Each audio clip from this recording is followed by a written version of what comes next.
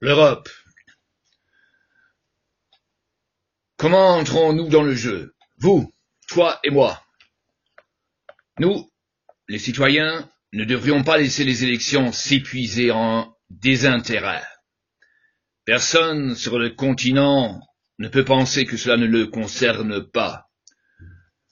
Nous sommes responsables de ce continent, de sa conception. Pour beaucoup, c'est le berceau, pour beaucoup, c'est l'habitat.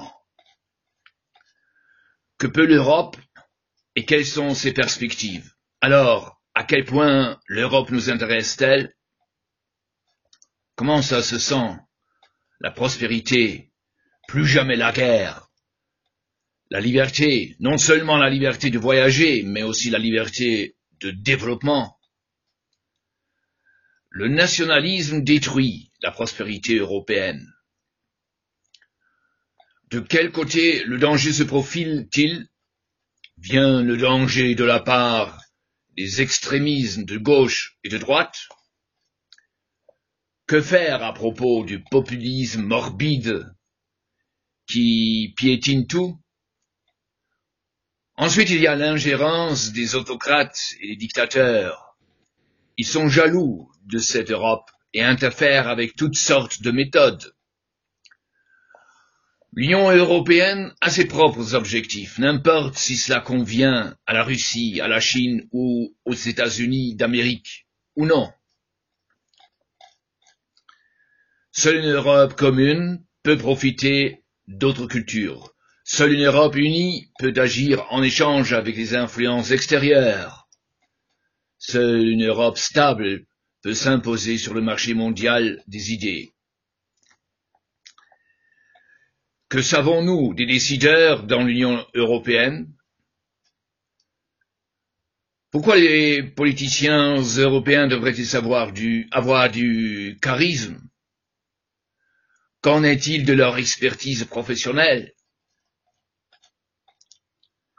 La qualification n'est pas une formule, mais un concept qui pourrait devenir européen. Et que font les citoyens de leurs connaissances politiques? D'où est-ce qu'ils l'obtiennent?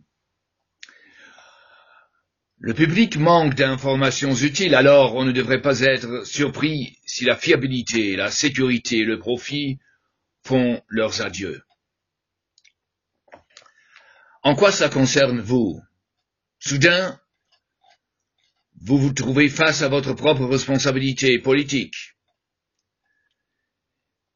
Il serait mieux si la transparence était garantie.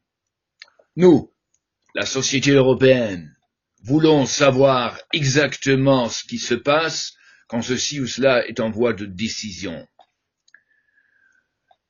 L'action politique de l'Europe serait légitimée par ces grandes régions et leurs municipalités.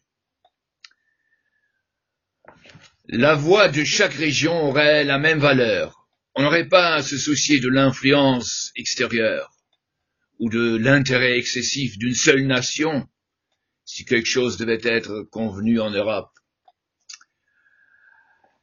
Les peuples d'Europe ne doivent pas lâcher cette légitimité de leurs mains. Connectez-vous avec votre clique. Une plateforme pourrait devenir un lobbying dans l'intérêt commun. Le manque d'intérêt est un signal dévastateur pour la société. Ciao et à bientôt chez nos webinaires MSSID. Au revoir.